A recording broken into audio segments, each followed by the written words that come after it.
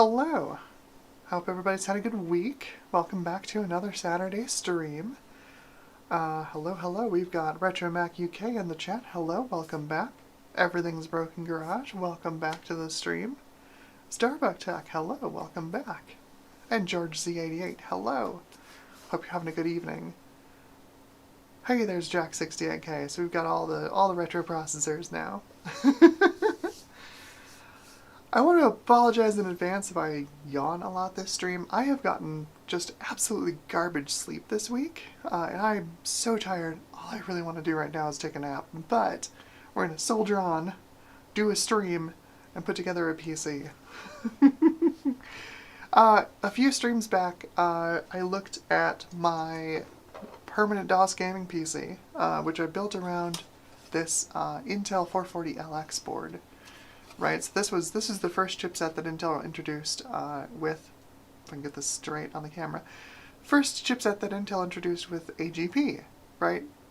Which was kind of like, why?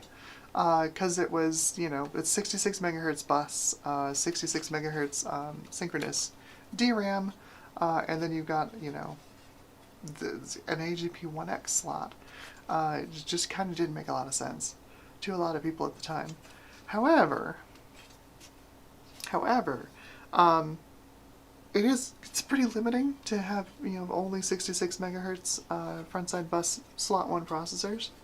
So I was thinking, since I have so many slot 1 boards now at this point, especially with my recent acquisition of an 8-bit BH6, for shenanigans, why not use my other 440BX board for my permanent retro gaming PC. And I say permanent retro gaming PC instead of permanent DOS gaming PC because, let's be honest, I'm going to be playing a bunch of Windows 95 and Windows 98 games on this thing.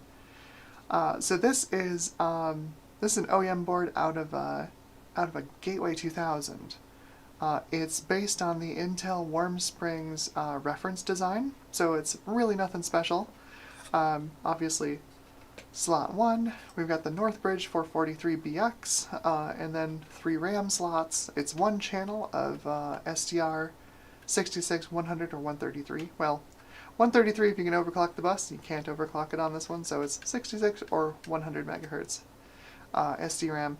And really the only downside to this board, for what I want to do, because I'm not going to do overclocking for my own PC. I'll leave the overclocking shenanigans for the channel. The only real downside is that we've only got one ISA slot. So I would love, at some point, to pick up a PicoGus and put it in this machine. But then I have to figure out what I'm going to do for Sound Blaster games. The PicoGus support Sound Blaster emulation, but it's always been terrible. Better off with something that's a little more, standardized. Maybe a Sound Blaster Audigy. I don't know. That's really the only disadvantage. If this board had 2 ISA slots, it'd be perfect. But it is what it is. It is still, still a 440BX. Still a very fast board, and in fact, we're going to take a look at exactly how fast it is today. And I use this for a lot of early benchmarks on the channel. I actually picked up a 750 megahertz Pentium 3 100 megahertz frontside bus just for this board, just to do some fast slot 1 benchmarking. So this board has a little history with the channel, and it's been a trooper. It's been very reliable the whole time. As far as connectivity, it's pretty standard.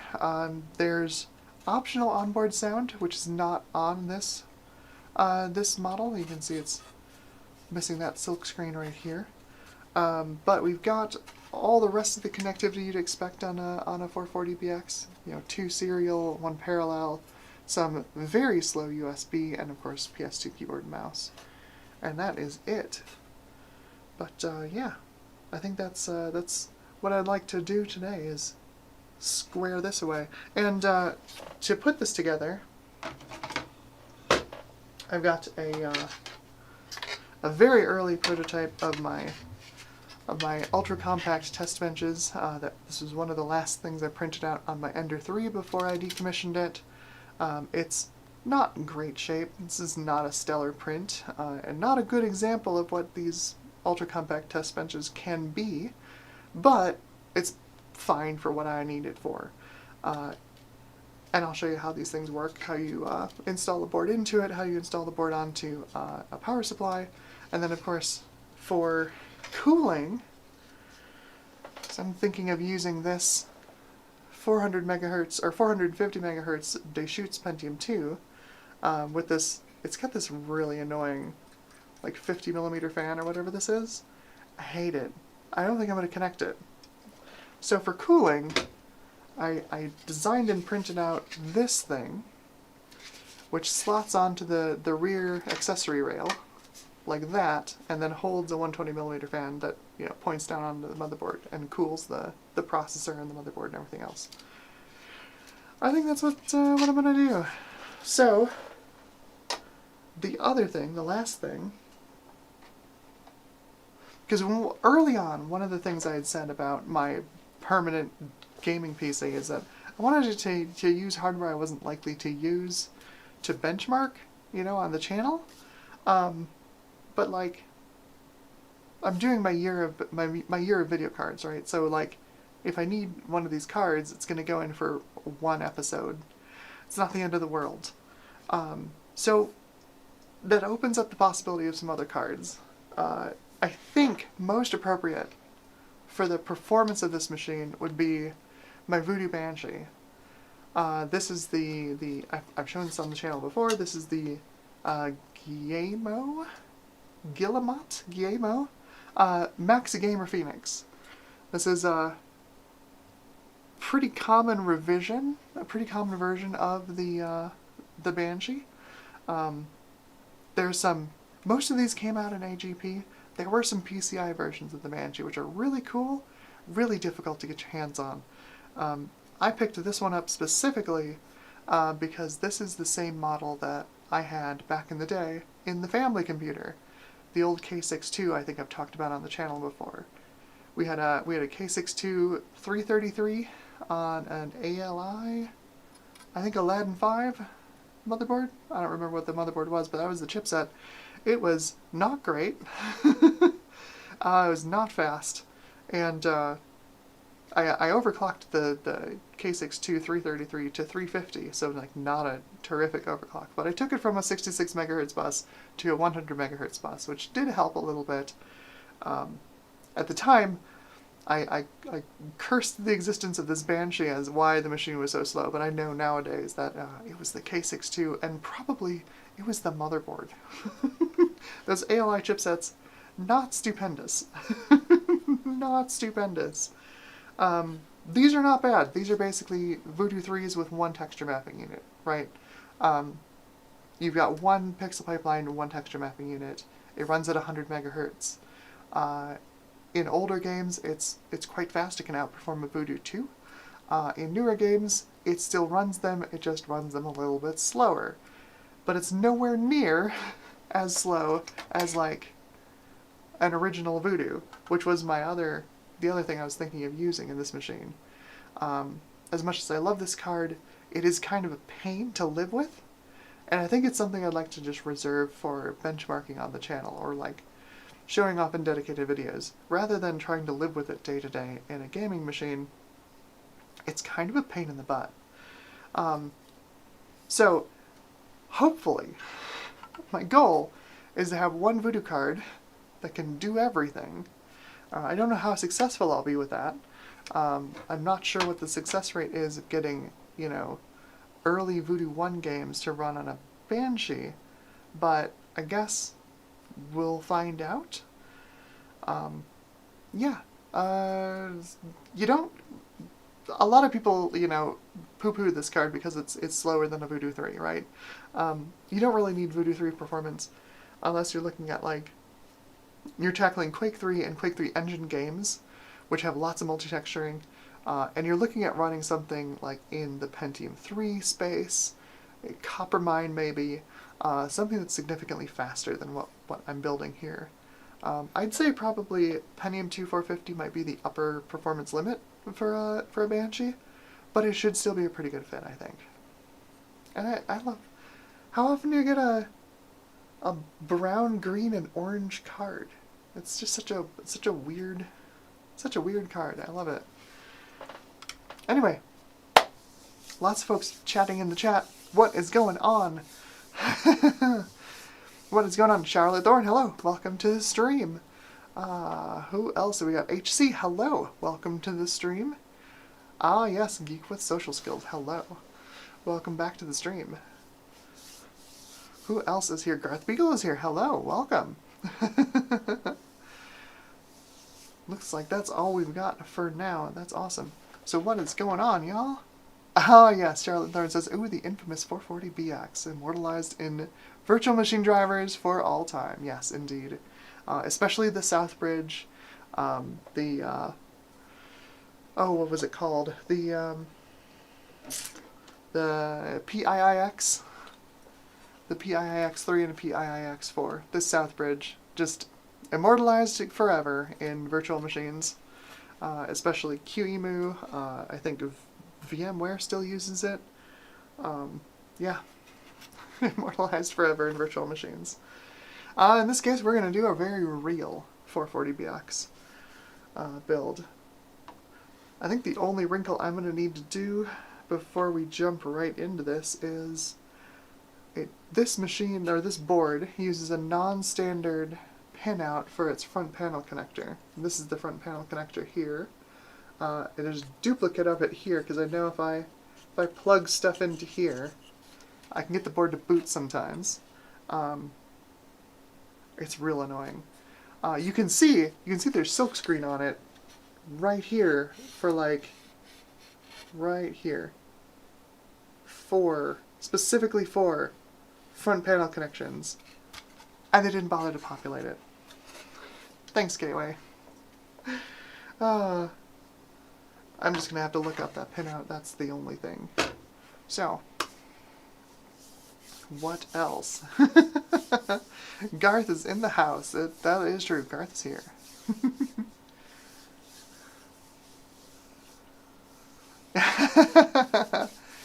Everything's Broken Garage says anti-cannibalization build as it is. Yeah, sorta. That was the idea with the 440LX. I'm like, I'm probably not ever going to use it in a benchmark comparison because it's so kind of useless. But it is also a little novel. You know, it is the first chipset with AGP, so there is some novelty factor there.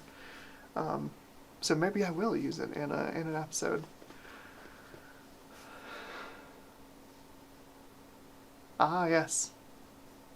Julian De Silva says, I think related to the Banshee, it's probably the graphics chip that was intended for the Black Belt project, the US counterpart of the Dreamcast. Yes, cancelled by Sega of Japan. Yeah, probably.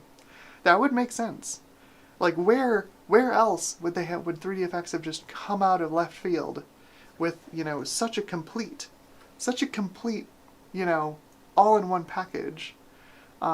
Like we've moved from EDO SDRAM on the Voodoo 2 to SGRAM. We've got SGRAM here. We've got an AGP interface. We've got a very, very good and complete 2D core, including like VGA compatibility, good VISA support. If you load the appropriate VISA drivers, it's got pretty good VISA support, and of course, a pretty darn high performance 3D core. Yeah, that makes perfect sense. Banshee just comes out of nowhere. Yeah, no, that makes sense if that was the intended use of the Banshee was the Black Belt project. Makes sense. Everything's Broken Grass says it's the fall season of cards. Yeah, it's when the cards turn from green to brown in the fall.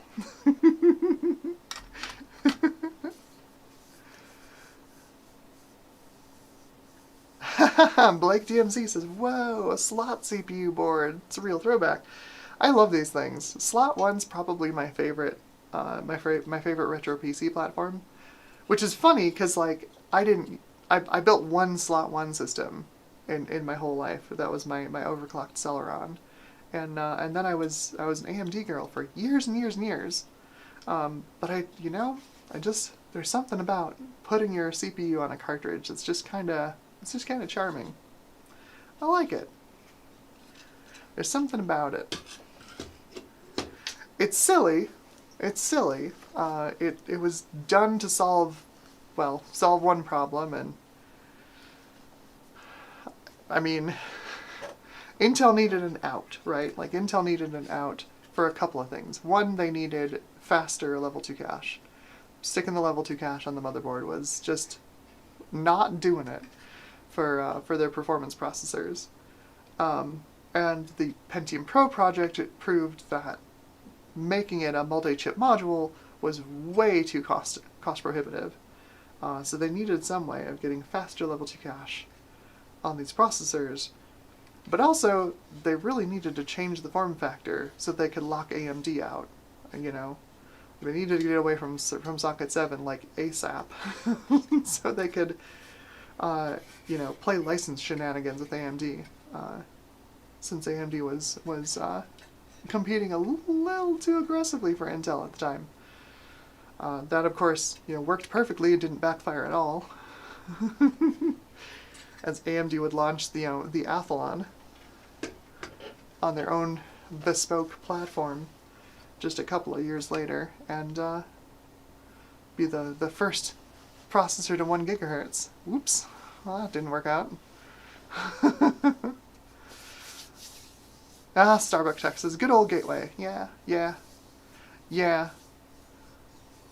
George Z88 says the Dells are worse with the 6-pin aux connector. Yeah, it's kind of a gamble if you find a Dell slot 1 board.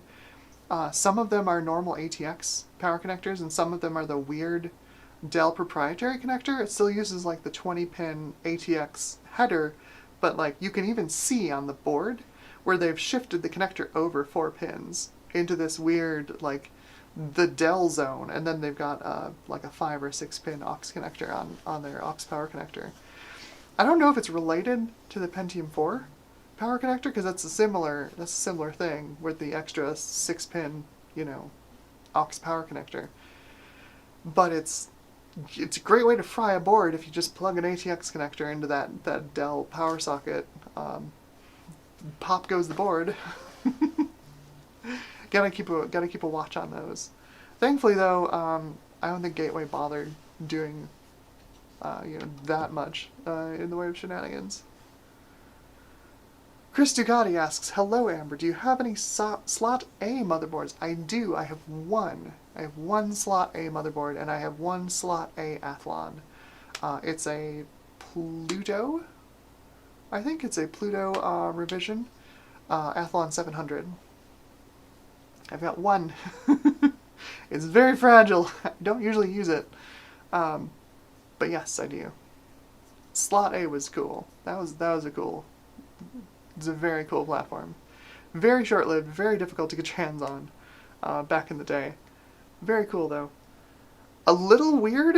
I mean, I understand why they did it, but it's it's the slot 1 connector. It's this connector here, but it's physically reversed.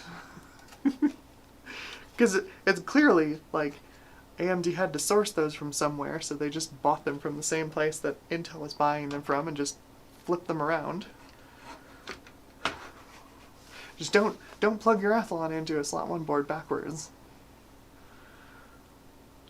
HC asks, has anyone ever made a Dell power adapter? Yes. The problem is, Dell continued to do this. They continued to do proprietary power connectors for all the way to today. They just still do proprietary power connectors on a bunch of their machines. So if you search for Dell power adapter, Dell ATX power adapter on eBay, you'll get like 200 results, all different for all different kinds of boards, all through the years. But yes, the adapters do exist.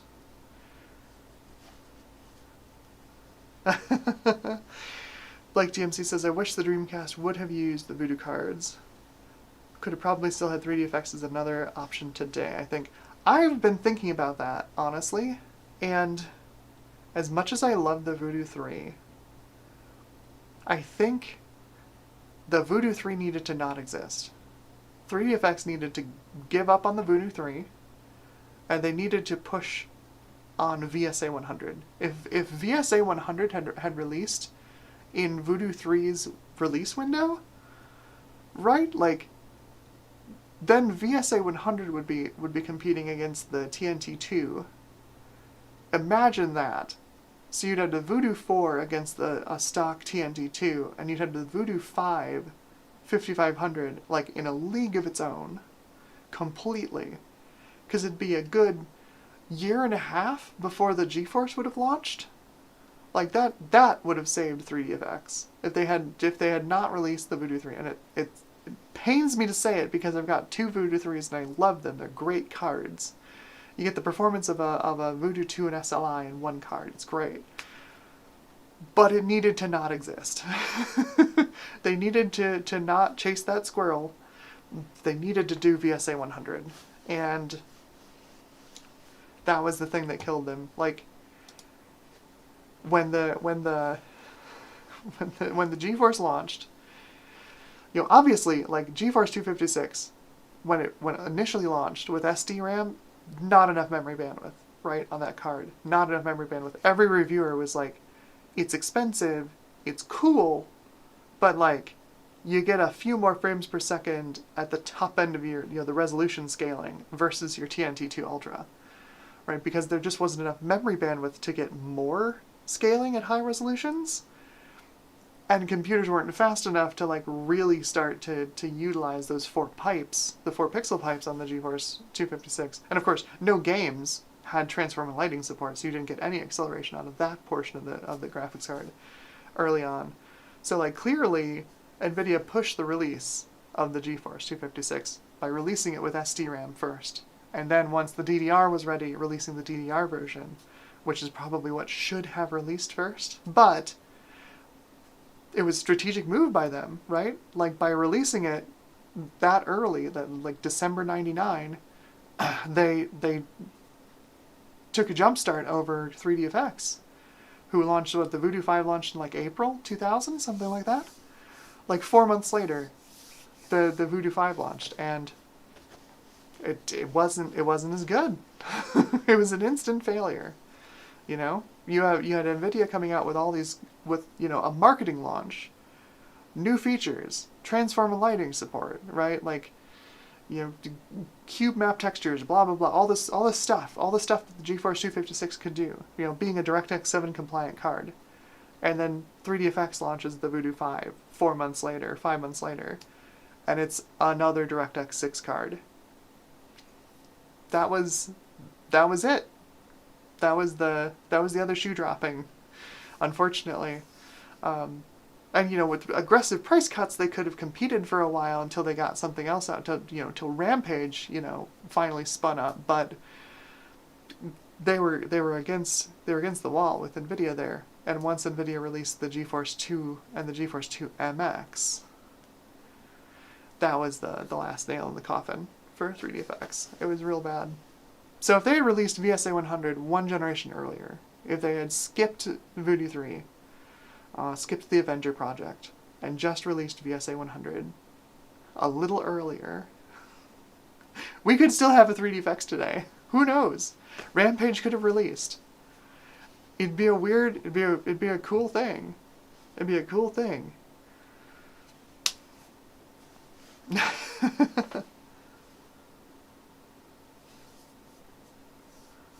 HC says 3DFX would have still died. Yeah, probably. I don't think they'd be alive today.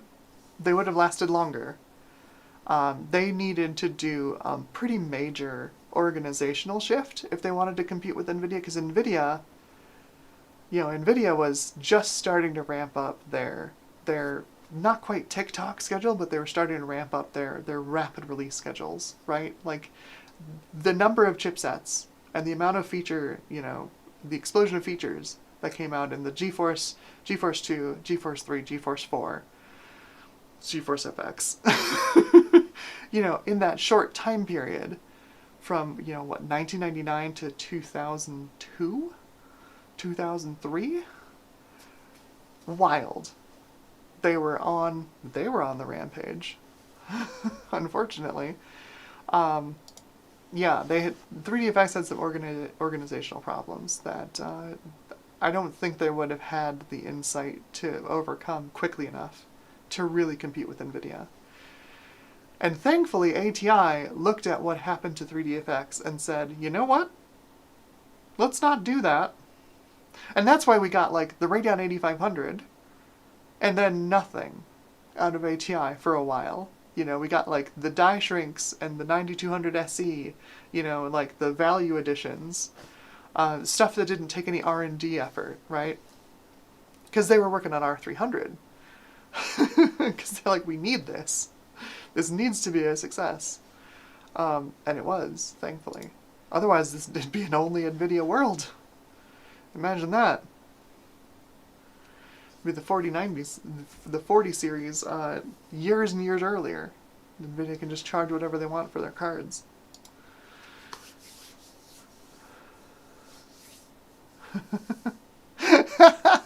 Everything's broken. Garage says AMD calls Foxconn in a panic. Foxconn engineer twirling a slot 1 connector in their hand. Yeah, we got something that should work for you. Pretty much, yeah. Geek with Social Skills says, hey, I have a Voodoo 3 3000, one of my machines from back in the day I still have. Like I said, I love it. I love the Voodoo 3. It's a great card. But I think to preserve 3DFX, I think it needed to not exist, honestly. Like, they needed to not do Avenger.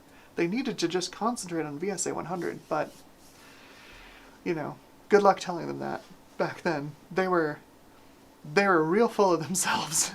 Real full of themselves back then. Yeah, Chris Ducati says, I think 3DFX was working on Project Rampage from 1998. Yeah, for a while, VSA 100 was rumored to be Rampage, right? And then it turned out it wasn't. Rampage was going to be their Transform and Lighting card. It's like, it's too little too late.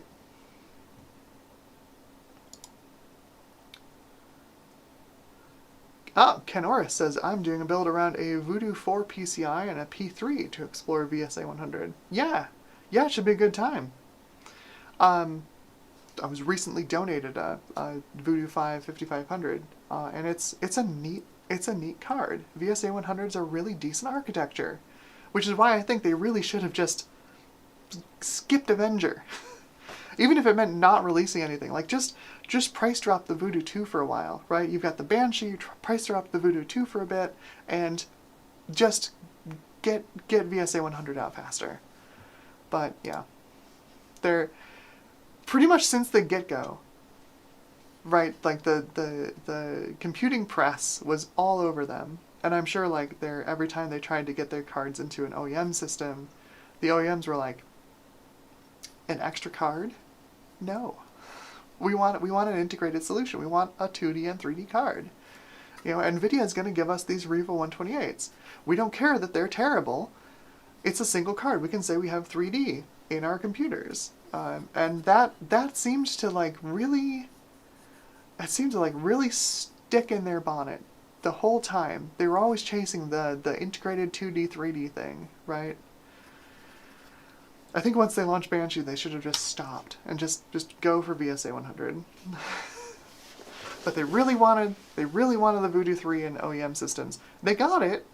There were a whole bunch of Dells and stuff that came out with Voodoo 3s.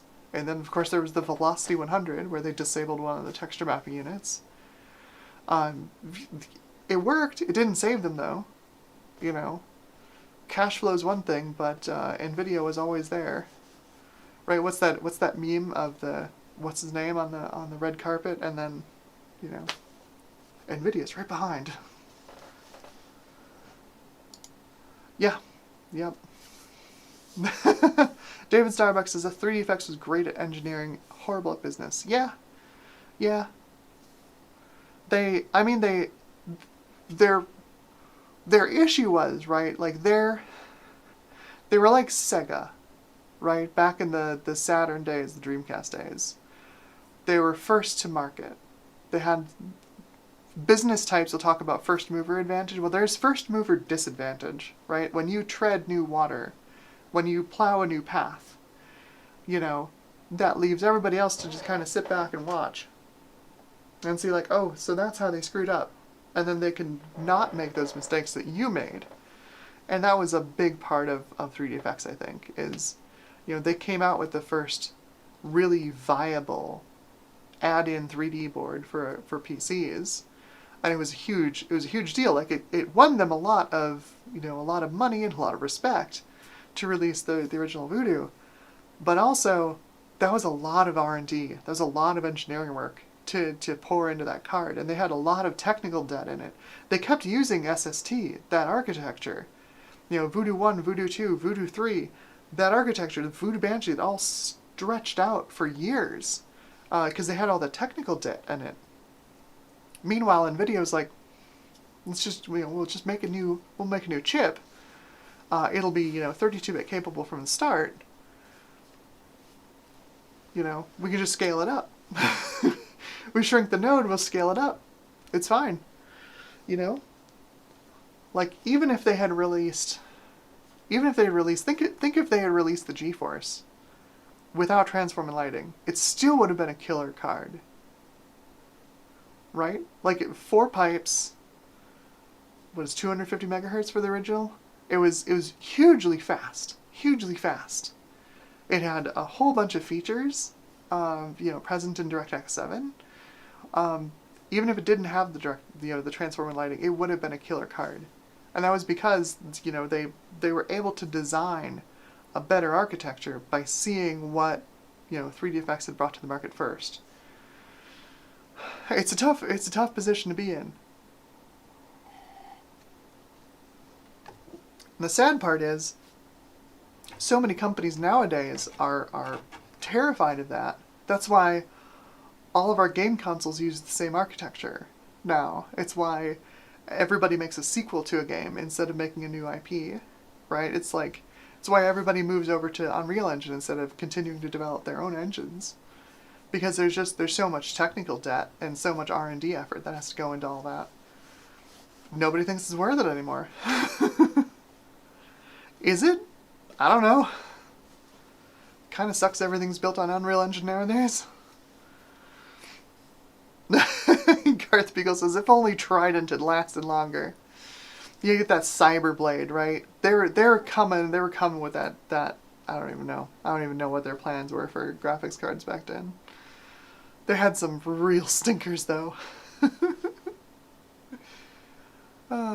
Yeah, Johnny Chang says the charm of 3DFX was their simplicity and their API by the way of Glide. And yeah, right? Like that was what everybody said. Back in the early days, Glide was easy to program for, right? It was way less complicated than OpenGL. It made a lot more sense than DirectX, because of course DirectX suffers from being a Microsoft product, and if you've ever done any programming on a Microsoft platform, you know that they're definitely smoking special stuff over at Microsoft. They're definitely high on their own supply over there. Glide was a good API. Not good enough, though. David Starbuck says, my Win98 machine is an Athlon 1 GHz with a Voodoo 5 5500. I feel the most perfect machine for the time period. It's not bad. It's not bad. We played around on stream a couple of streams ago with the Voodoo 5 5500, running it in my AGP test bench, which is 2.1 gigahertz. Excuse me, 2.1 gigahertz Athlon XP. That thing's fast. You can throw a lot of CPU at it and it'll just take it. It's a very fast card. And of course, if you put it on a slower system, you just crank up the resolution and the anti-aliasing, because it has no problem doing that. It's got bandwidth for days. It's a cool card. It's a very cool card.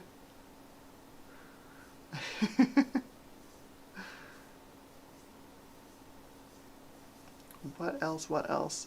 Oh, Ian Scott asks, how long did it take for games to actually use hardware TNL? Some games used it right away. I think I answered this question a couple of streams back as well when we were looking at the Voodoo 5 versus the GeForce 256. Some games were able to use it right away, like, because OpenGL, right, remember id at the time was big into OpenGL. Carmack really loved OpenGL as an API.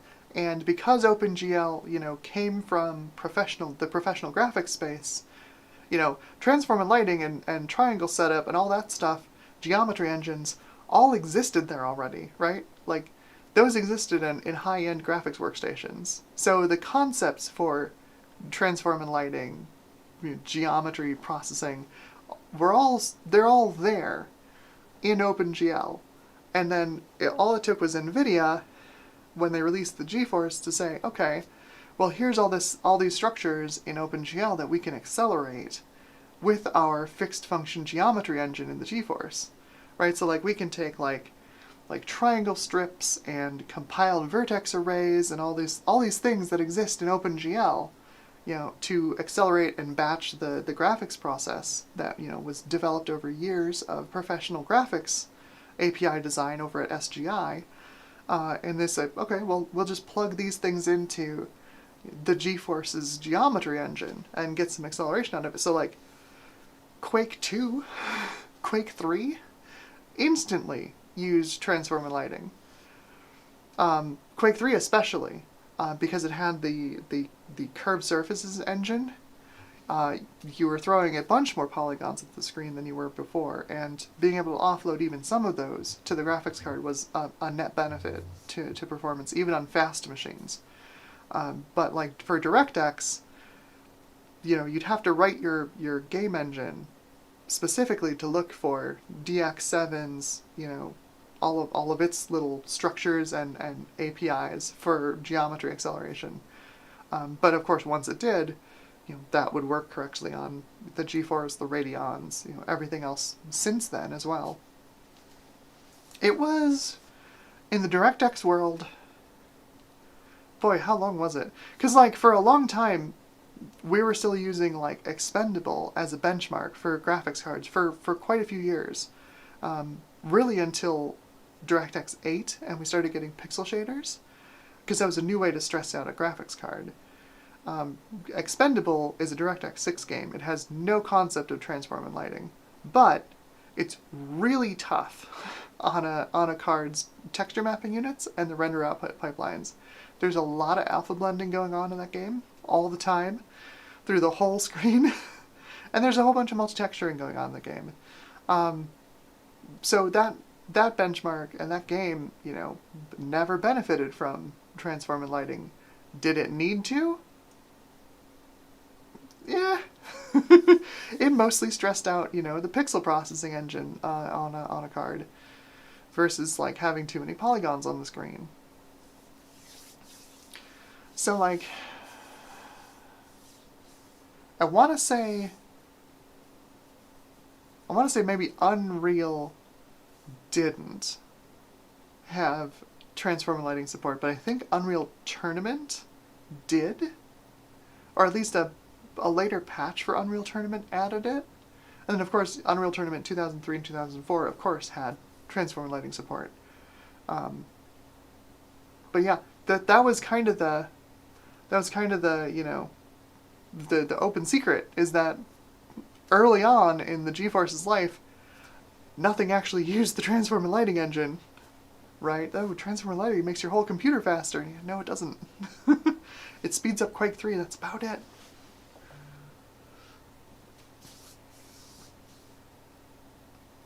Oh. Fun Jobs says, unfortunately I have to go to bed.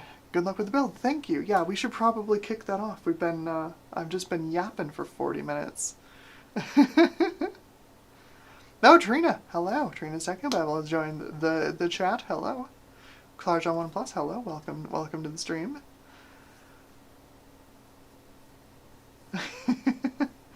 Everything's Broken Garage asks, Amber, did DVD decoding ability play into the success of NVIDIA? I know my GeForce 2 back in the day. I'm not sure if anyone else had it. Could be remembering too. Could be remembering wrong. There was definitely something to do with DVD decoding. I don't think a lot of people were watching DVDs on their PCs, honestly. Like, because there were add-in MPEG decoder cards for DVD decoding, right? DVD was MPEG-2, I think, because MPEG and Motion JPEG were video CDs. Then MPEG-2 was DVD. But there were like MPEG-2 decoder cards for a while that would let you, play back DVDs on your computer. I don't think that was a huge deal, because there was a little bit of like a video decoder fight for a while. Around, I want to say like the late DX9 era, like the 6000 series from NVIDIA, and like R400, the X800 series from ATI, and then onwards through to like even I think Fermi. As NVIDIA and ATI improved their graphics, or their video decode cores, that was the rise of NVIDIA's pure video, and ATI's, God, what did they call it? ATI went through, and then AMD went through so many different names for their video decode block. At some point I know, playing back, like, especially like MPEG and Motion JPEG was nothing for graphics cards, and I think that MPEG-1 and Motion JPEG was like GeForce Radeon era, and then it was MPEG-2, and then later like, because remember there was DivX too, remember? Like before H.264 was standardized, there were a whole bunch of like what were they? They were like partial implementations of H.264. There was like DivX and Windows Media. God, there were so many. I don't know. I don't know if NVIDIA's playback system, helped with their success, because ATI, if you remember, ATI was really big into the all-in-wonder cards, where you had like a TV tuner and you had composite video in and out. You could plug your PC right into a TV for like home theater PC stuff. But of course, that was also the exact same time where ATI was having so much trouble with their driver optimization, and I think that was what really shot them in the foot for a long time. Because if I grab my original Radeon and I plug it into one of these like super fast, like my AGP test bench, right, a 2 gigahertz Athlon running an original Radeon, the driver overhead on that card doesn't matter anymore. And you can see it go faster than the original GeForce. At the time, it didn't, because we were testing it on like, Pentium 3 633s, Pentium 3 750s, right? They just weren't fast enough to get over that driver overhead on the ATI driver. Plug it into a system that's 2.5 times faster, suddenly the performance benefit of the Radeon becomes clear. I think that was really the thing that kind of sealed ATI's fate early on, was their drivers. They just weren't great. And it wasn't until, it's so funny, it wasn't until R300, right? You had an 8 pixel pipe card come out that was competing against GeForce FX, a 4 pixel pipe card. Even the Ultras, even like the 5800 Ultra, 5950, 4 pixel pipelines versus 8.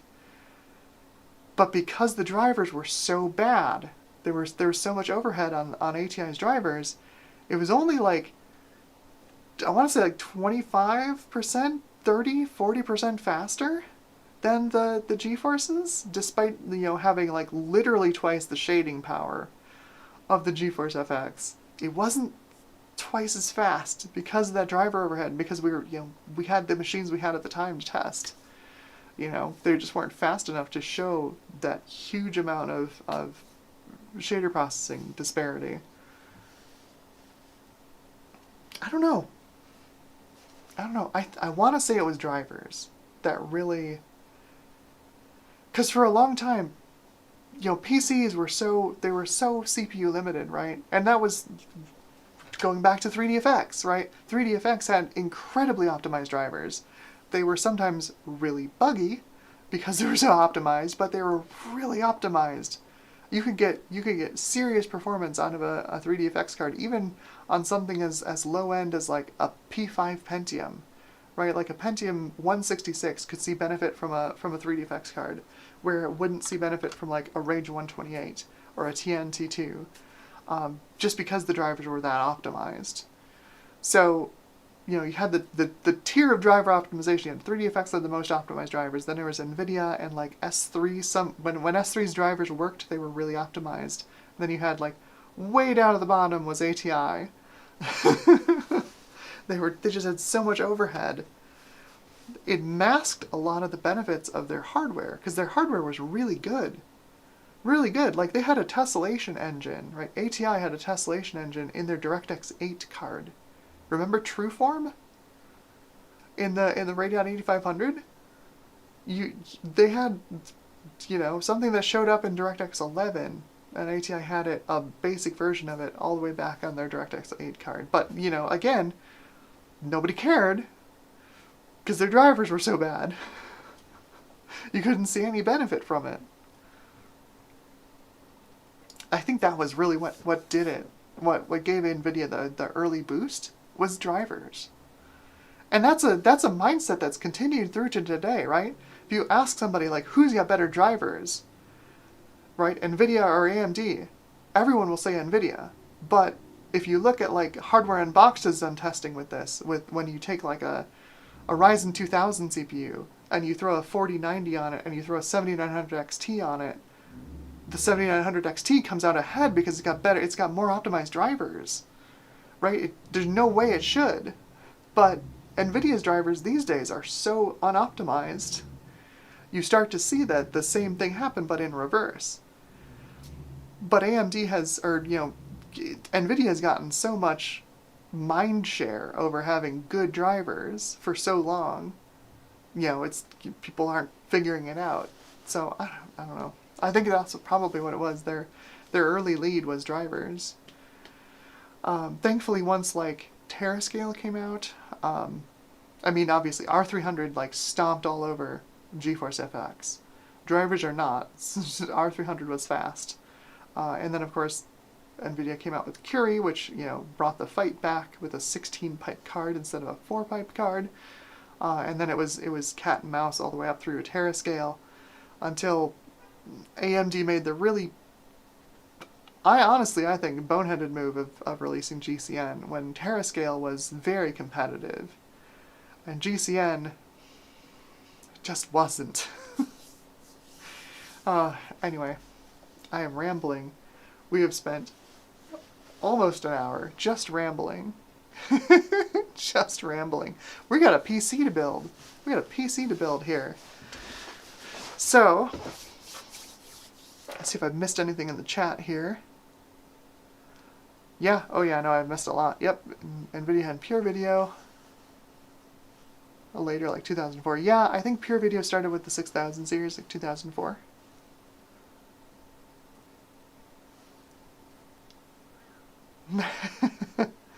Let's see. Yes. Charlotte Thorne says, I like to think the reason for the explosion in video codecs was the world crying out for someone, anyone, please make something better than real video. Yes, absolutely. Oh my god, Real Player. Oh.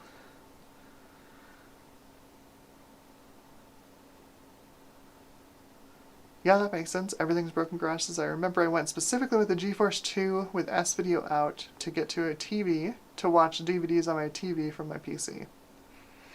Yeah, I think I can see that.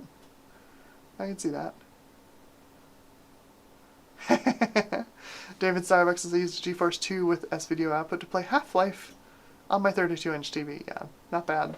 It's a good time, right? Okay. It's a lot. Y'all are chatting up a storm.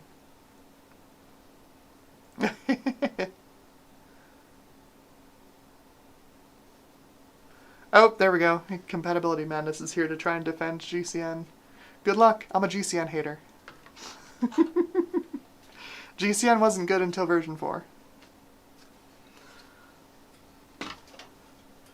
I know you and I know a couple of other folks are real hot and heavy over GCN, especially 2 and 3.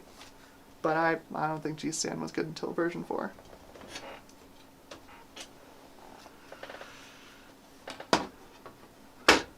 for it to take. Like, I mean, they designed it for die shrinks that never happened, right? And then they didn't adapt.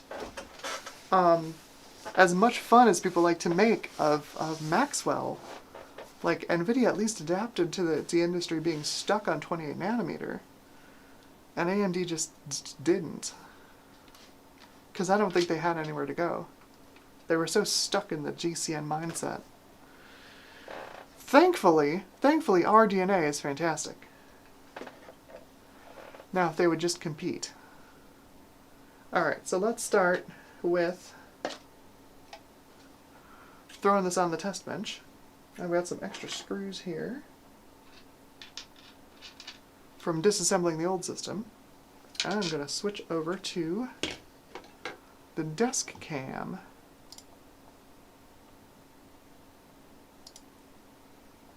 There we go. Fire up the unregistered bench cam. Thanks, Clippy. I don't need your help. Get this to focus. Come on. There you go. That's more like it. Alright.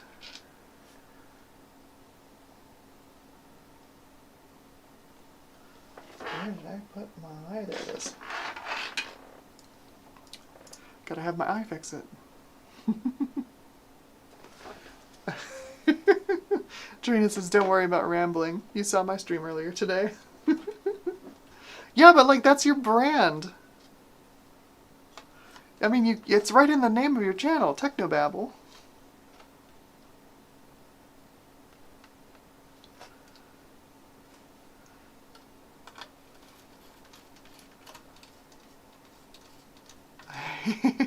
Ian Scott says, I love seeing some motherboards with ISA slots. Yeah, and like I was saying earlier in the stream, that the one downside to this board might be that it only has one ISA slot. Because at some point, you know, Ian Henschel is gonna restock his Pico Gus's. You know, Polpo is gonna restock his Pico Gus's, and I'm gonna get one. I'm gonna put it in this.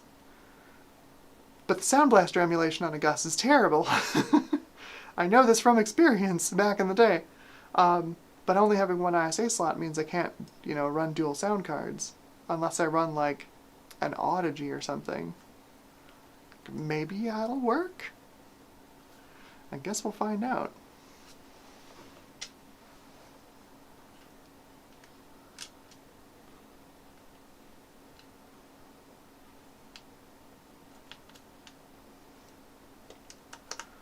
So I know this is riveting. Screwing a motherboard into a test bench. It's honestly the most awkward part of using these test bench prints. Once you have it in, once it is actually in the test bench, it's real easy.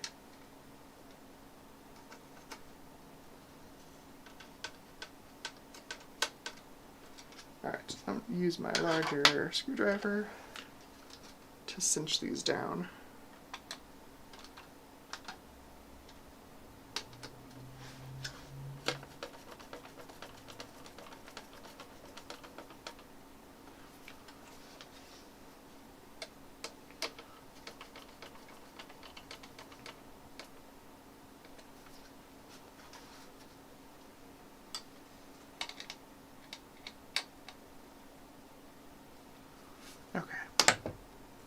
So once this is installed in the test bench, all is well. And like, I like to use these to like store the motherboard on a shelf because it stands up quite nicely once it's installed in the test bench. I even have these. I have these designed in a way. Let me see if we can see that here. Like these are the tabs that grip onto the power supply. I'll show you that in a second, but I've got, on the opposite side, you can see I've got a divot here so that you can store these things, you know, snugged up against one another. Takes up less space on a shelf, I've been kind of addicted to these. I'll release them soon, I swear. They're almost done. Alright, so speaking of that power supply, we're going to use the meme power supply from the Cheap PC Challenge PC. Because for whatever reason, it stopped making horrible noises. I think everybody here remembers when I first started that machine up in last summer. And it just, like, you could hear the amount of noise it was making through the microphone. And it quit doing it. By the time I had released the video for the machine last month, it wasn't making any noise anymore. No more coil whine, no more cap whistle. I don't know if that means that the caps are gone, but it's fine. It's just for today. Whoop. So, that's one of the cooler parts about this, right? So we've got the power supply. I've plugged in a couple of screws on it, right? And then this just slots on top. Like that. Ta-da! And then make sure you secure one of them or it falls off. So, let's get this secured. Once that's clamped in there, then it'll just stay in place. But I'll secure both.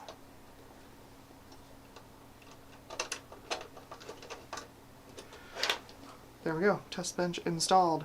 That's the thing is, I love this design. It's so good. Alright, so power.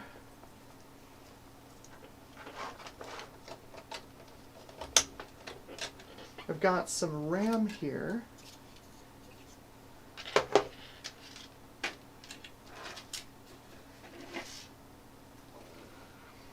Martin over at Retro Mac UK pointed me towards these cool little RAM trays, 3D printable.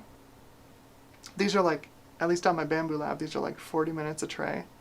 Piece of cake. Love it. And then they stack. You can see they've got little nubbins on the corner that they stack on. So this is all my SD RAM that's worth mentioning. We need 100 megahertz. So, and not too much. 133, 133, 133. Are you a 100? No, you're my small stick for my Media GX. Where's my 100? Bet I don't have it in here. They're all 133s. Alright, well, what is this one here? 128 megs, 133 megahertz, CL2. Perfect. That's plenty RAM.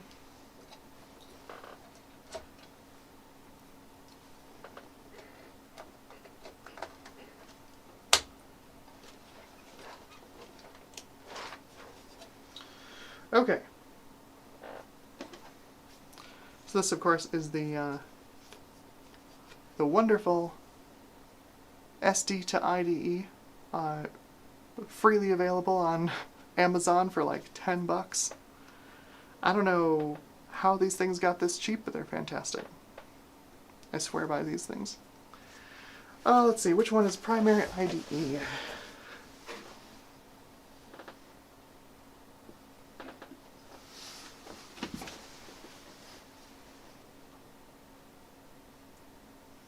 Are you labeled?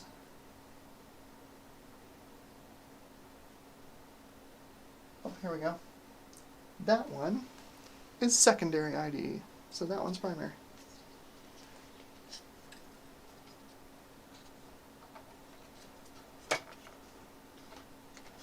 Okay. I need to look up that power jumper, as I forget where they put it on this board. It's not in the normal location.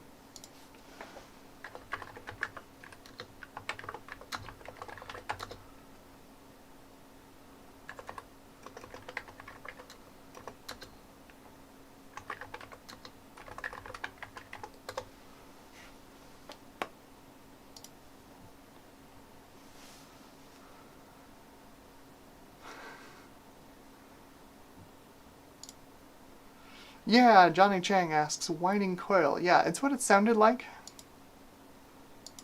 Very, very whiny coils in that power supply. And who knows, maybe since it's been turned off for a month, maybe it'll whine again. It's not permanent, it's just for now.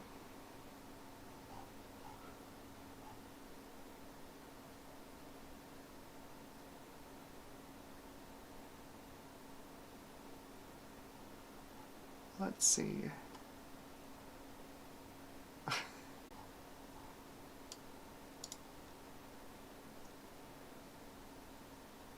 Yes. Excellent. All right.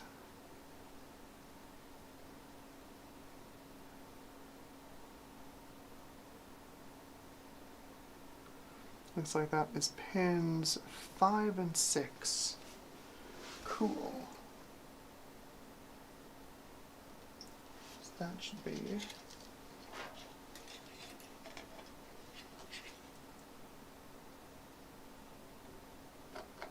those two.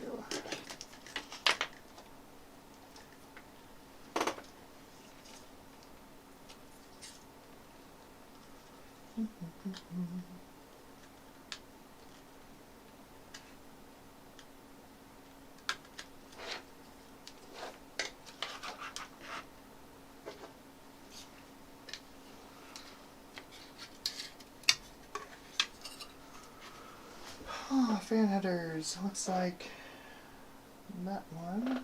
Got one over here too.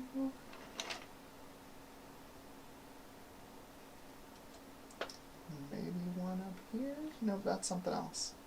That might be chassis intrusion. It looks like that one and this one are fan headers, so I'll use this one.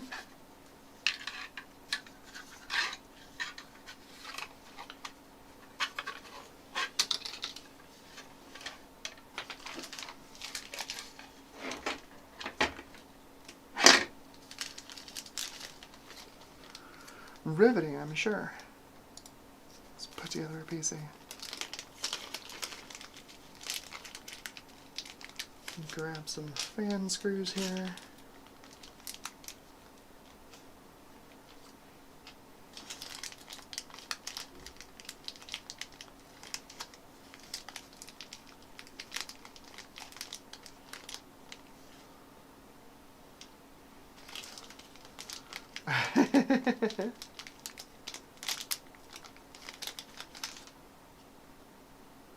Uh-oh.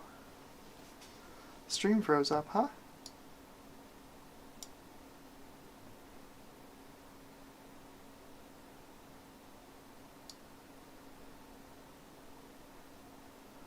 Y'all still see me? Let's see if I do.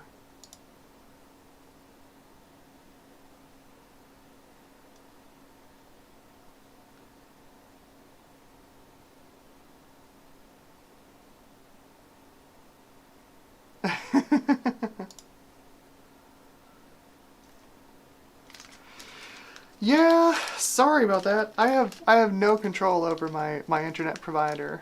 I am trying my best to stream as efficiently as possible.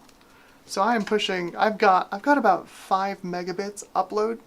Seriously, 5 megabits, and I am pushing about 4 through that pipe in H.265. So sometimes it works, sometimes it doesn't. YouTube yells at me every single time I go live that I'm not sending enough megabits. And I'm like, I can't send more. My ISP doesn't give me more.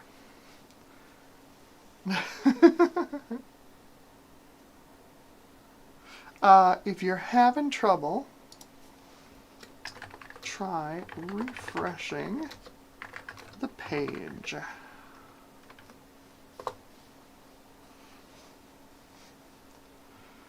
Yeah, sometimes YouTube's delivery servers don't work quite as expected.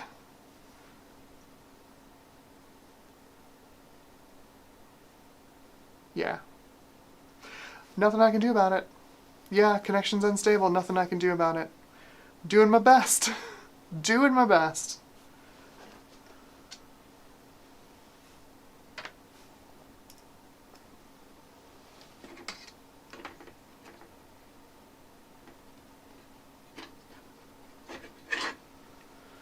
I am at the mercy of Comcast.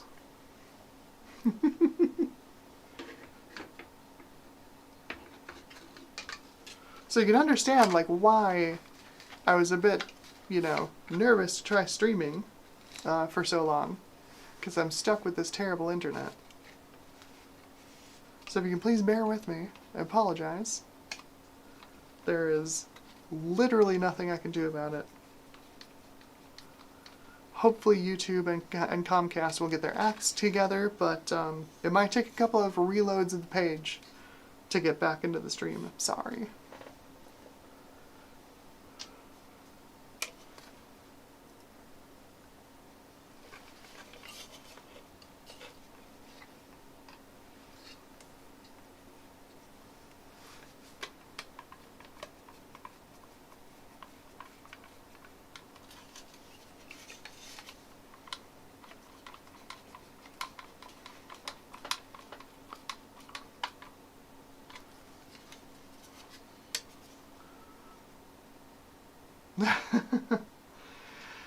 Yeah.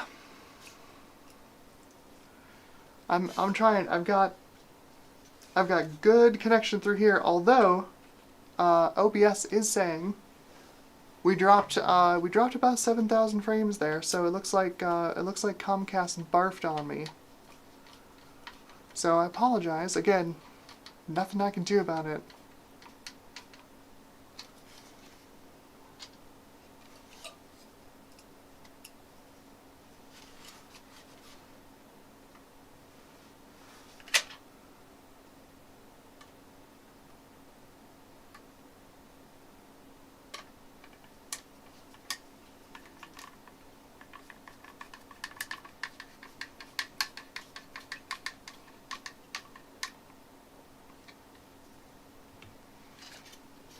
Yeah, so that'll just end up sitting right over there and cool the processor off.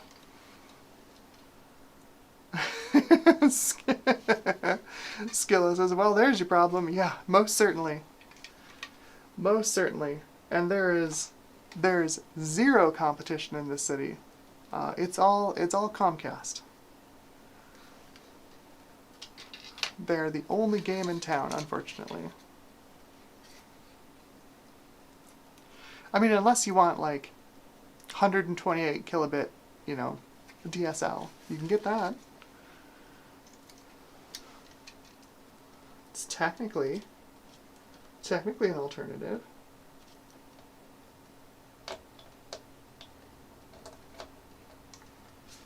Alright, so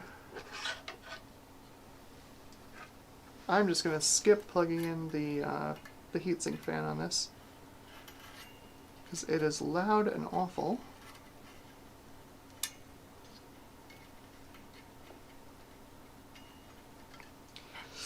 And we're going to cool it with that big giant 120mm fan instead. Alright, RAM, processor, disk, video.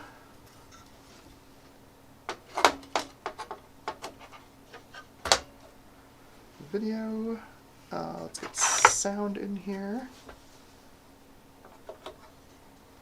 Oh, sound card is, as usual, my beloved ESS audio drive with the Serta E-Wave wavetable. Love this thing.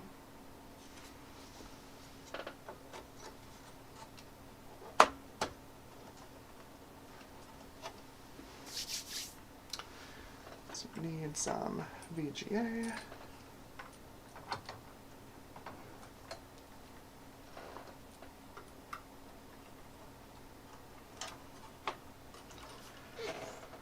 Where did my audio go?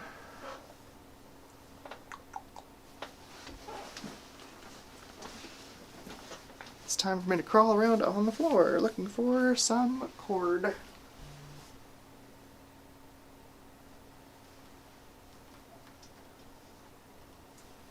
Oh, there it is. No. Go.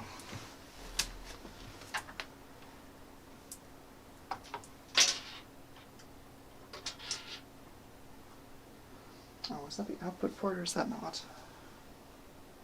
Nope, this one is furthest away. Okay. Let's see. Put the fan on. There we go. What else? What else? Oh, power. Power's probably a good idea. Keyboard and mouse.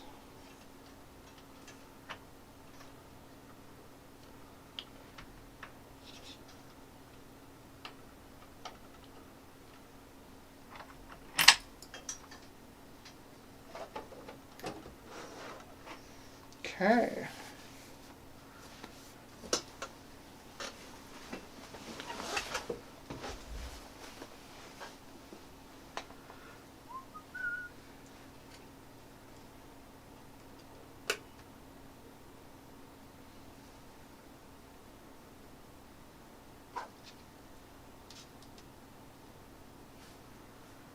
Oh, I gotta turn on my VGA to HDMI.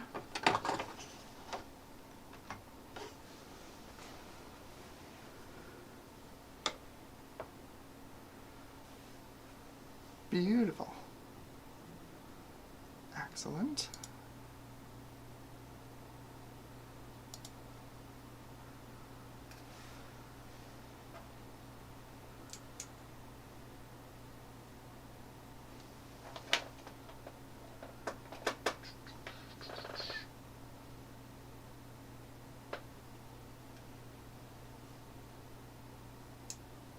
That is not the power button. Alright. Website lied to me. Which one is the power button?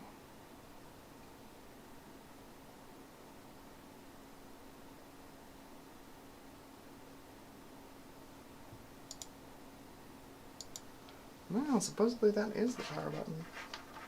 Plug it in the right spot.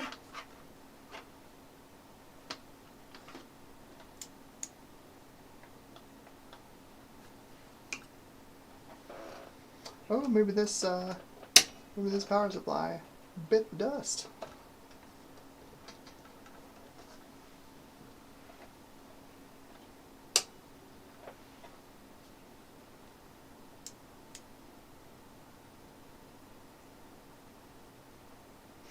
Well, that's exciting.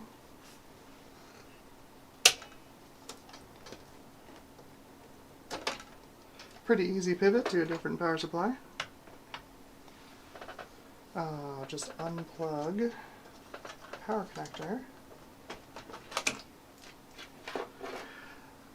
I was gonna say, like, there's usually only one reason that one of these whistling power supplies stops whistling, and that's because it doesn't work anymore.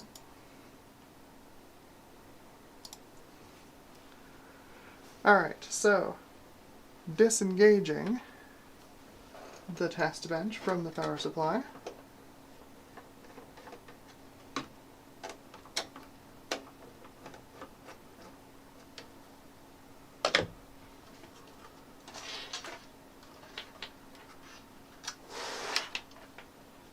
Alright.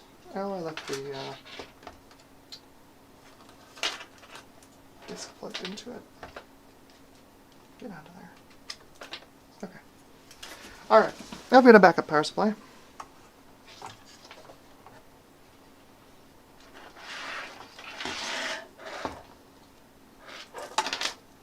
I just thought it'd be funny to use this one. Apparently it's dead.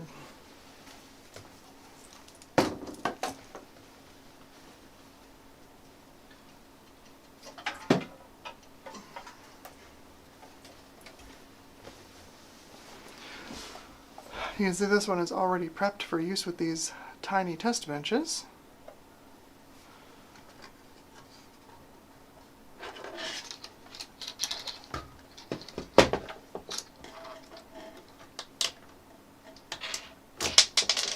Oh, come on. Oh. That screw was screwed out a little bit too far. Go me. I'm good at this.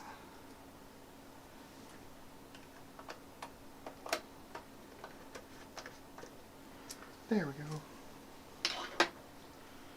go. Okay.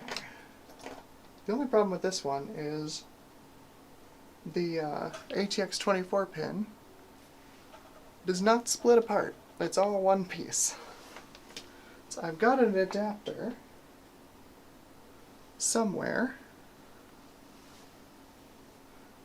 One sec.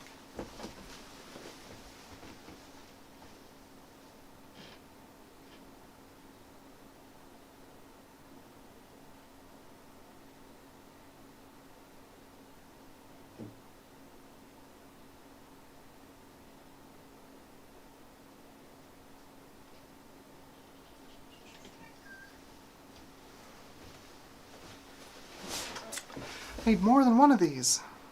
So this is ATX24 pin to ATX20 pin with the +4.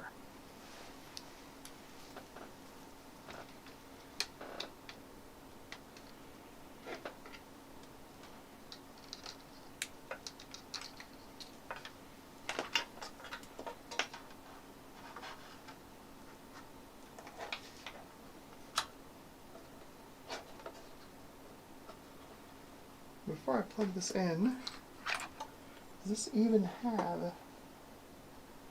Oh, for crying out loud. This doesn't even have any Molex connectors on it. Hang on.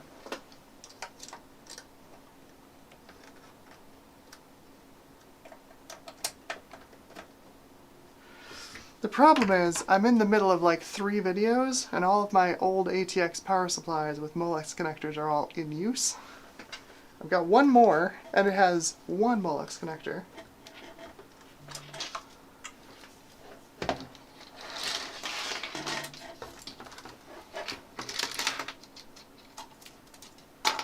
I use that one.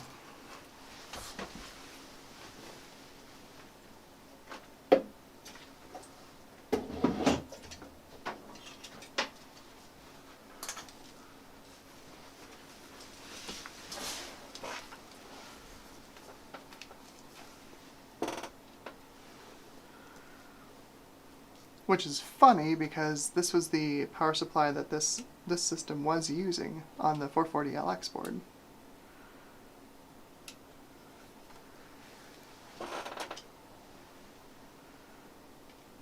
And I was like, you know, I should probably put on a board or put on a power supply that's got more Molex connectors. Not today, apparently.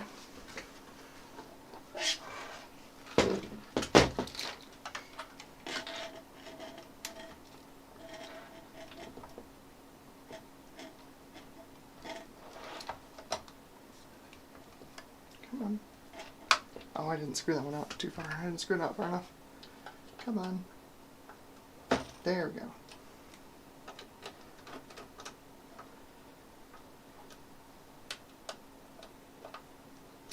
Much better. It's going to spin correctly. That's on there.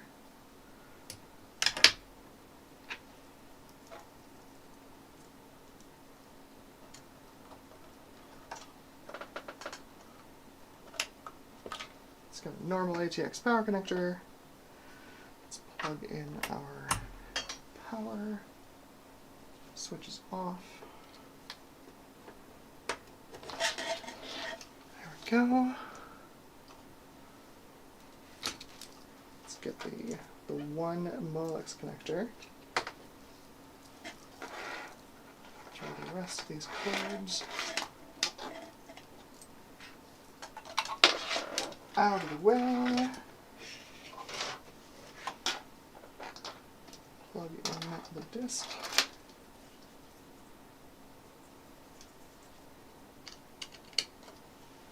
Okay, finally. Oh, we are off to the races. Only a little chaotic. It's fine. It's fine.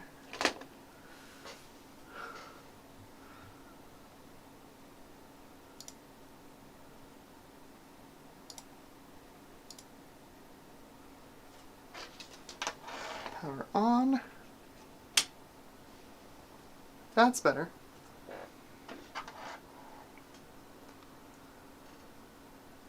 Hey, hey.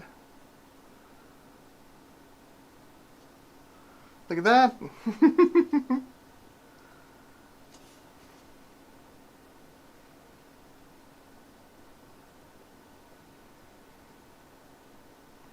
I wonder if the battery in this is dead.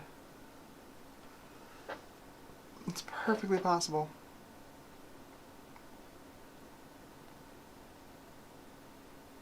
It's taking a long time to do its power-up self-test. Yep, battery's dead. Alright. So you get to see the wonderful BIOS that that Gateway includes on this board. It's pretty terrible. So let's set our time. We are 17:22. Date is 1/13. 1990. Thinks it's 1990. Is it Y2K compliant? Maybe. Plug and Play OS is a yes. Definitely reset it because it's all different. Everything else should be fine.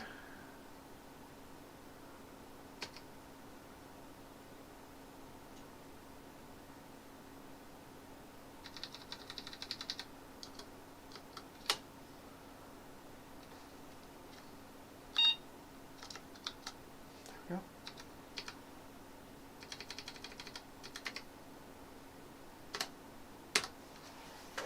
Alright, let's boot.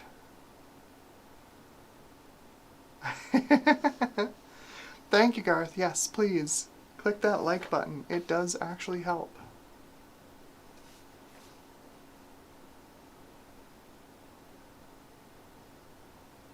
I should make Bonzi Buddies say, click the like button.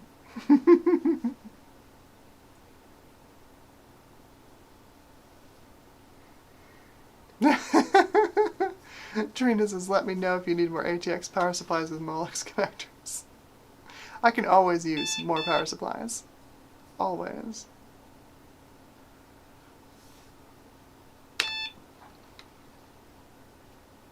There's no floppy drive. Oh no. Oh no. What are we going to do?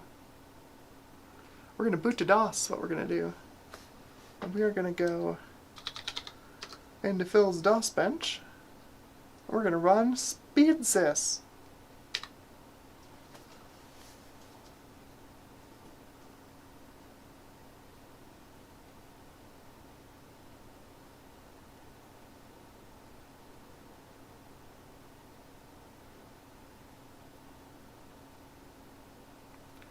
Looking good. It's seeing all the L2 cache. That's good. No issues so far.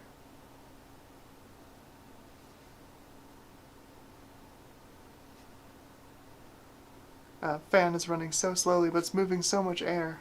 It's so good. It's nice and quiet.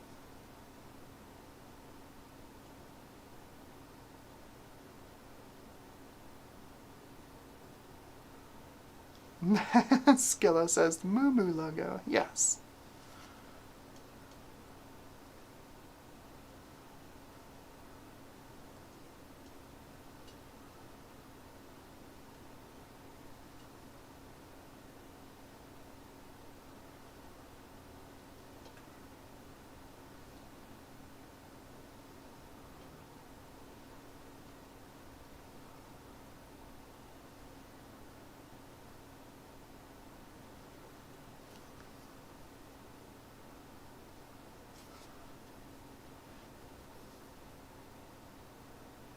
Ooh, 25 likes, huh? Thanks, y'all. I appreciate it. Sadly, the more times you click the like button, unfortunately, it doesn't make SpeedSys go any faster. God, I wish. We're gonna run Quake on this in a second, though. That should be quite nice.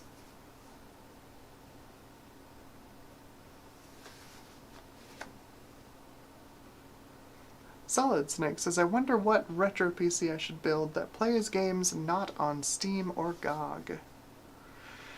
Funnily enough, I get a lot of the games that I test on my retro PCs from GOG, because they still run on like Windows XP. Now, as far as stuff that's older than that, I mean, I'm a little biased, but Slot 1's a good choice.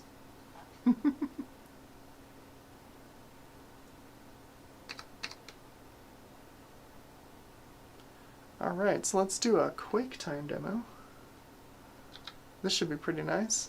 450 megahertz Pentium 2. Yeah, it should be nice and fast.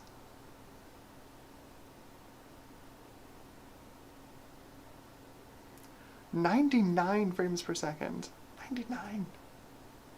99.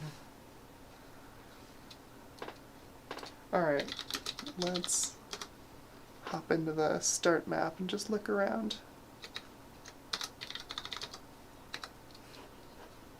Oh, look at that. Look how smooth that is. Let's make it a little brighter so y'all can see it. Look at that. Smooth Quake? Oh no. Nothing's bound. What? Oh geez, these are the default bindings. I forgot about that. Controls. Forward. Backwards. Step left. Step right.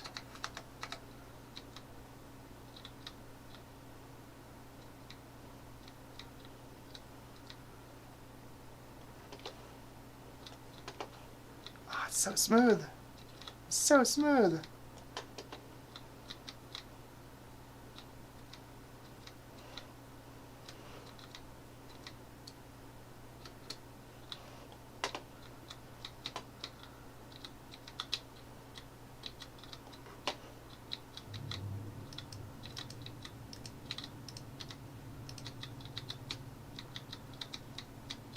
This mouse needs cleaning.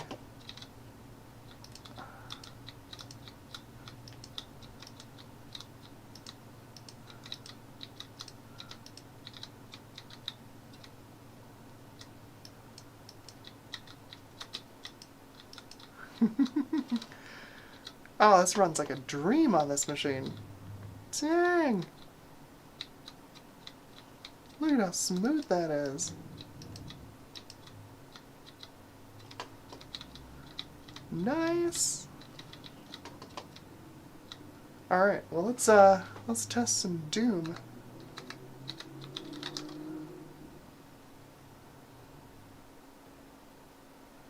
So we'll do Doom maximum details. This should be quite fast as well. Now, Voodoo Banshee is no slouch when it comes to VGA. Yes, Skilla. Skilla asks, proper ball mouse. Yeah, this is an old PS2 Microsoft mouse. And yes, indeed, it is ball mouse. I've got older. I have older Microsoft mice.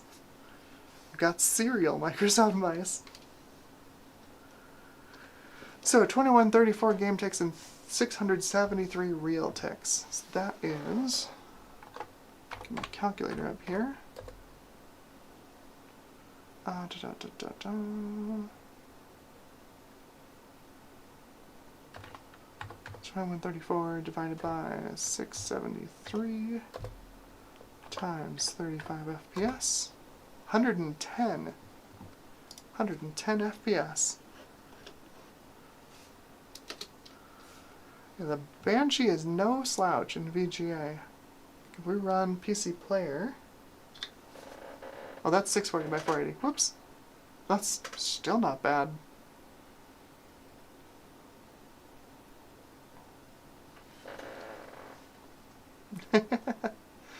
CPU Galaxy, hello! Welcome to the stream. How are things over there? I know you have an enormous collection of all kinds of CPUs. I extremely enjoy watching your videos. Extremely. Every time you open up that drawer, and it's just CPUs. Just every kind you can imagine. Pentiums, 386s, DEC Alphas, Sun Sparks. Just incredible. So that's not too bad. 30, solid 30 FPS, 640 by 480. I haven't loaded I haven't loaded Univive or anything. So if we do PC Player at 320, it should be significantly faster, given that it is a Pentium 2 450.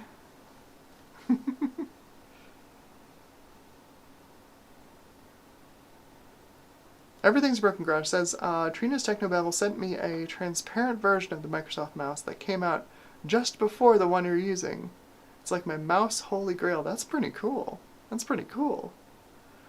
I mean, everybody knows, transparent tech is the best kind of tech. So yeah, if you had a transparent version of this, that would be pretty great. Yeah, let's see. 123 frames per second. That's more like it. That's more like what this should be achieving. Love it. Love it, love it. So this still has the Windows 98 install on it from when this was running on the 440LX. So Windows should boot, but I imagine it's going to be a not fun time. But we can try it. I mean, the title bar does say we're violating computing Geneva Conventions, so we can make Windows reload all of its drivers. It's fine. So I'll reboot.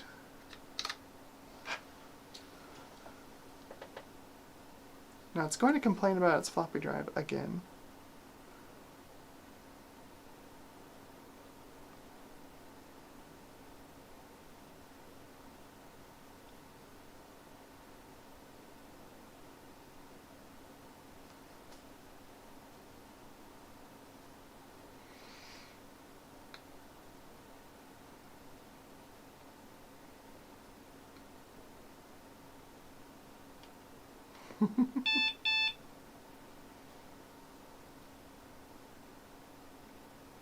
Oh yeah, it thinks it has a floppy drive. It does not have a floppy drive.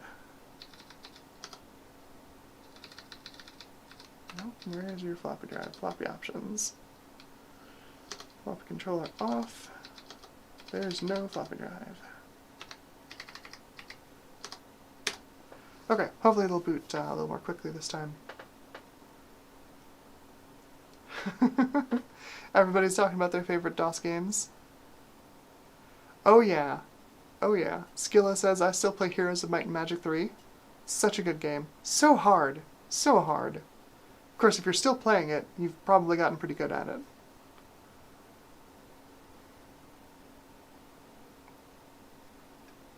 Oh, Joe. Joe says, run regedit. Delete the HKey local machine enum key. Reboot, and it'll re-find all the hardware. Give that a try.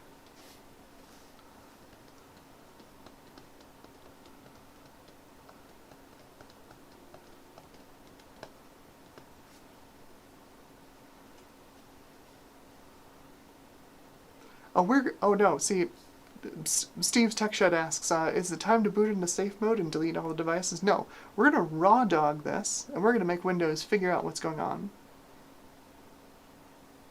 We're going to make this as hard as possible for Windows 98.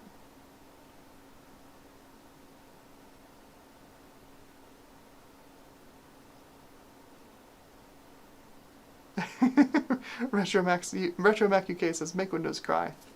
Exactly. Exactly. Oh, all these good games. All these good games, y'all. Descent, yes. One of my favorites. Of course, Duke 3D. Original SimCity. Yeah. Yeah. Oh, yes. And X-Wing. X-Wing and Jedi Knight.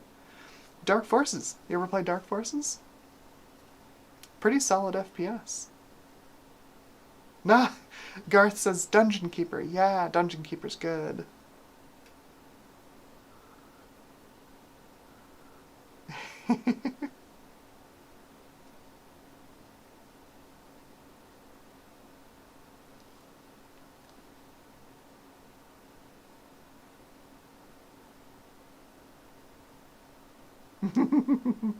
Joe says I've memorized the step-by-step process of moving a machine from moving a Windows 98 install from one machine to another. Yes.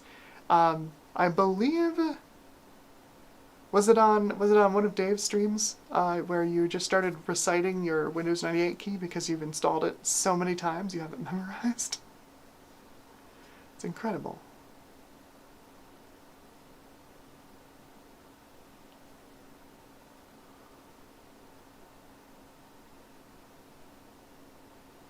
Oh yeah, and Joe says back in the day it was faster than reinstalling Windows.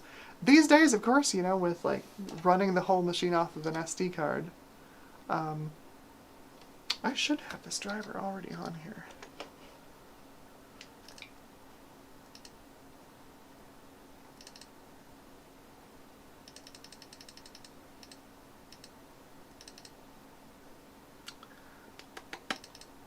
Drivers, 3DFX, Banshee. Let's do the Maxi Gamer Phoenix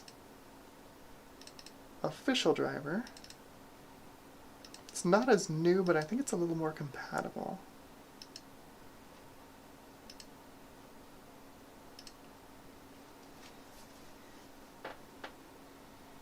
Oh yeah, oh yeah.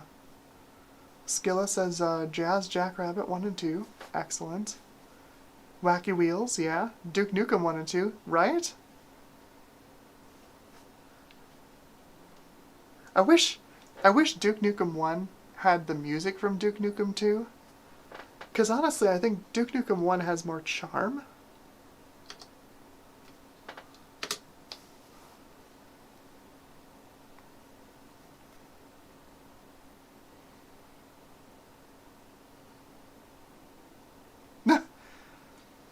Pickle?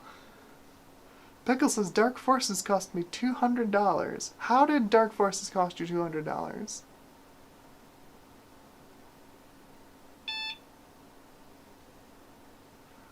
Thank you, Trina. I will look that after stream.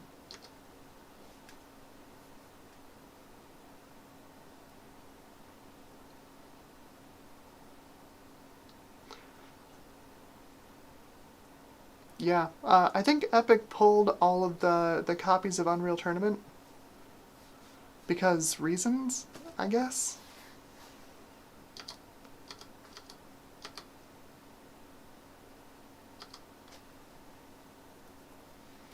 Alright, we are in Windows.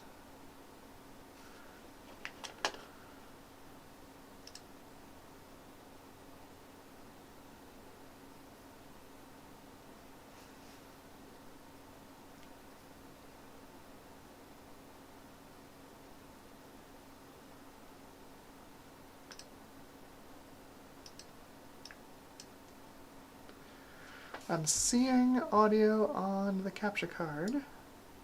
It's very quiet. Well, there we go.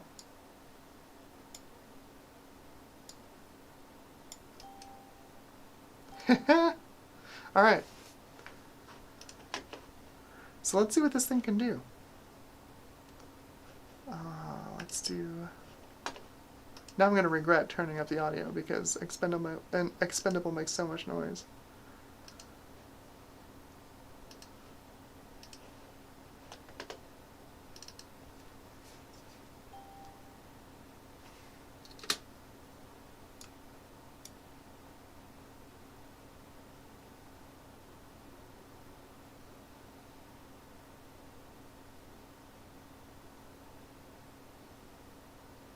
If Expendable will run.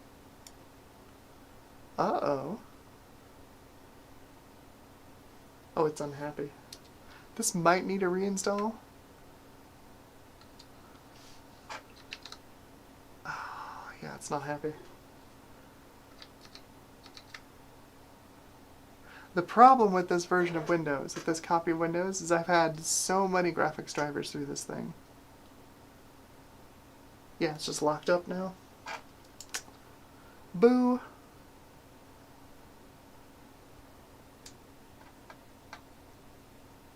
Alright. I feel like I should get at least one game running on here before I let y'all go. But we have successfully built a machine. Now we're just struggling with Windows.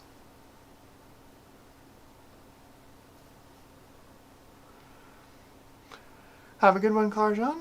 I will see you in a little while.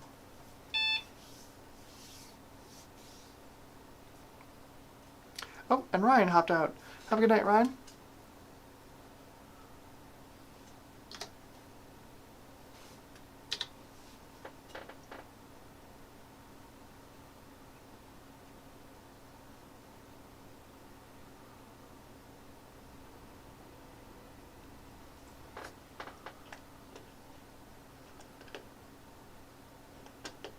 Alright, well, let's see what this thing will do with Quake 3.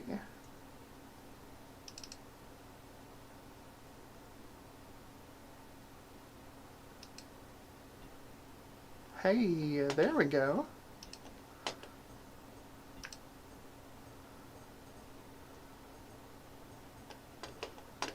Cool. Let's run a quick time demo on this.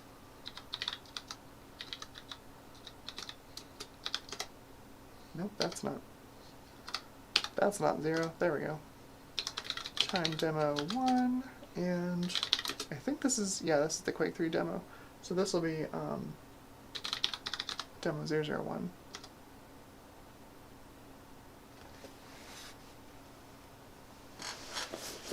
Quake 3 on the Banshee.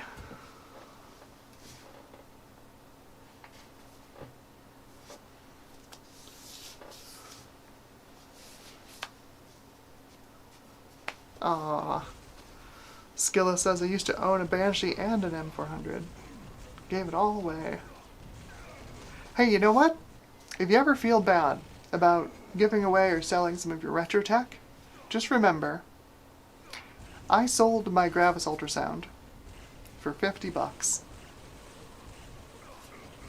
You can't do worse than me.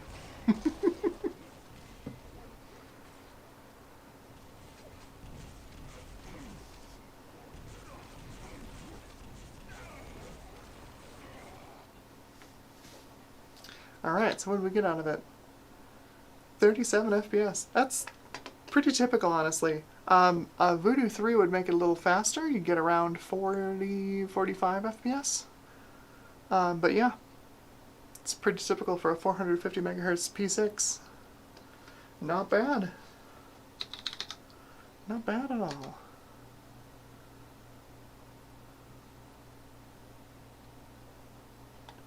Yeah. Yeah.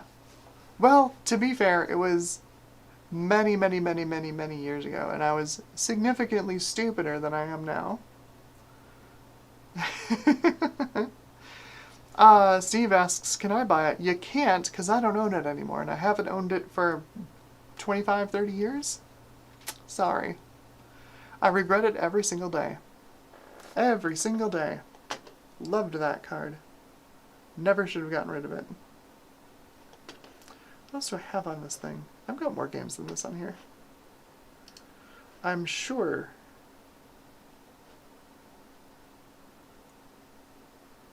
Shogo demo, really? We got Unreal Tournament demo on here.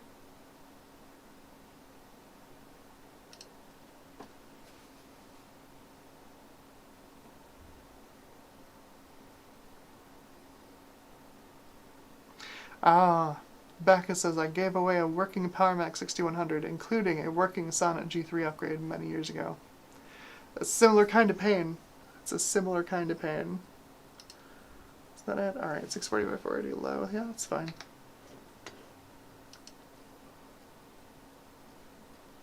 Let's do a practice session. Of course, Morpheus. Why not Morpheus? Oh yeah.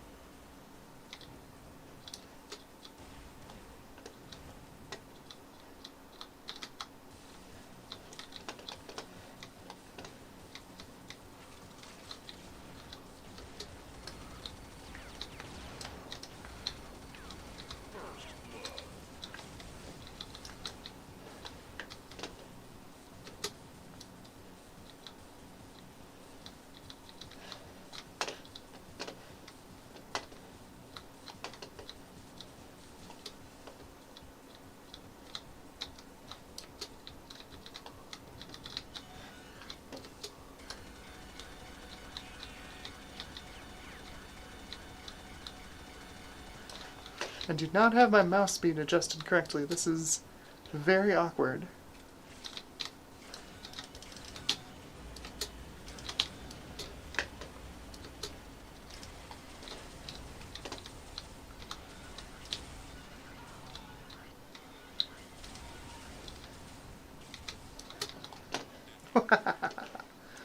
Runs pretty nice, though. Not too bad. Not too bad.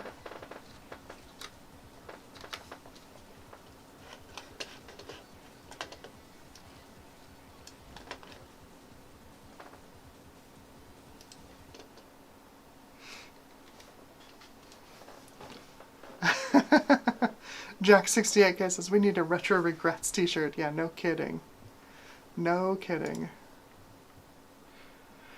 Alright, folks, well, I think I'm going to stop that stream here, and I hope everybody had fun, and yeah, just a real simple Slot 1 build, just a 450 megahertz Pentium 2, 440BX, nice and fast platform, and a wonderful nostalgic Voodoo Banshee. So hopefully y'all had a good time, and I certainly had fun chatting. Let's do that, huh? A Retro Regrets t-shirt. I have been thinking about swag for the channel, so maybe I'll make that.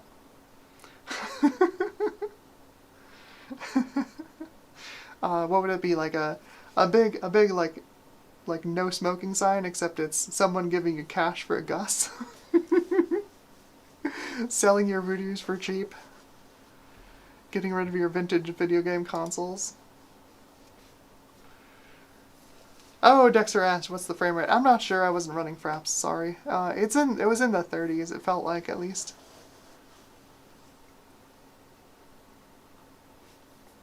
Yeah, Skilla says it was fun. A dream combo. Yeah, it's not a bad machine. Not a bad machine.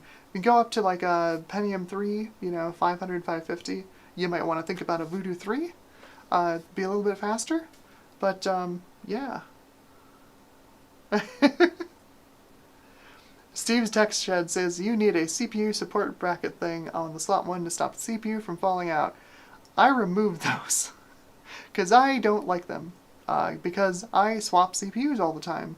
And they're a pain in the butt to actually work around. So this had one. I took it off. I also cut off all the little clips for my AGP slots. So my AGP cards can just fall out of the AGP slot. They don't, because I don't shake my computers while they're running. But, yeah.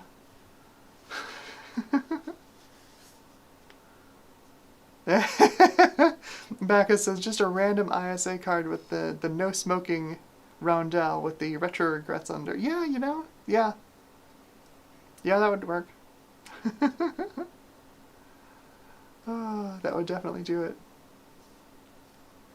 Yeah, I think that should be a doable design. Absolutely. Yeah, no selling the Voodoo cards for cheap. Not anymore, that's for sure. Oh, Steve's text said, this is your permanent PC, though. Well, this is me. Is anything I do ever permanent? No. The only thing I'm consistent at is inconsistency. Alright, y'all. Well, it's been a really fun stream. I hope everybody has a wonderful evening, and I will talk to y'all later. Yeah. I'm trying to figure out what to do for next stream. I think, you know what I think it's going to be? I'm going to put together the Blue Scuzzy. Ooh. That Eric sent over. Eric sent over a Blue Scuzzy V2. It just needs soldering. I think that's going to be next stream. And then I'm going to stuff it in my Power Mac. Should be a fun time. We'll get Doom running on that, too. Alright, y'all. Have a good night, and of course, be kind to yourself and others, and may the PC parts be ever in your favor. Have a good night.